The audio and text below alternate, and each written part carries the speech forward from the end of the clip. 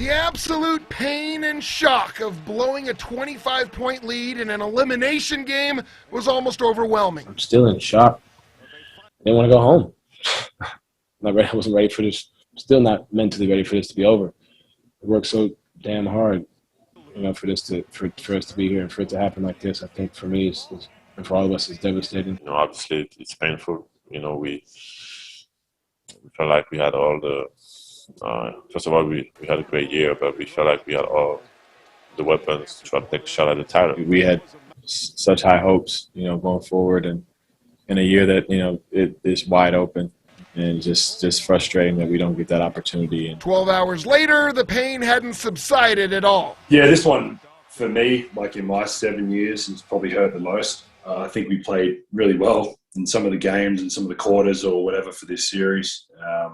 We obviously, like I said, played bad or not up to our standards. Especially on defense, the Jazz fell victim to small ball once again as the Clippers' three-point shooting burned the Jazz for 81 second-half points. Whether it be, playing zone, changing matchups, changing rotations, and, in the end, that's something that we'll study again and look at, because the reality is we weren't able to get it done. Obviously, a healthy Mike Conley would have made a difference in this series, but the Jazz aren't using injuries as an excuse. For me to be out there was, I didn't know if it was going to be the last game or not, so I kind of had to try and move as best I can. Obviously, I could not move as good. For him to come back and take a shot at playing last night, and like Donovan, obviously not 100%. His competitiveness and commitment to the team is also unique. I'm not going to sit here and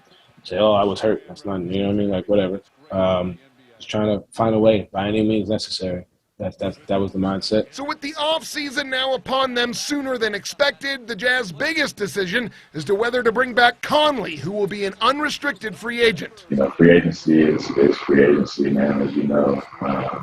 It's the business we live in, and it's something that, I have to sit back and consider with my family. I do think that if we had him healthy during the series, it would be a different series. So, I would love to have him back. I hope he comes back. Our kids are in the same class as well, so my daughter would be upset if Miles isn't in her class. As great of a regular season as it was, the best overall record in the NBA, ultimately this team will be judged by its playoff performance, which was disappointing. It's difficult to see, the season end on the note that it did and the way that it did. Cherish these moments as teammates.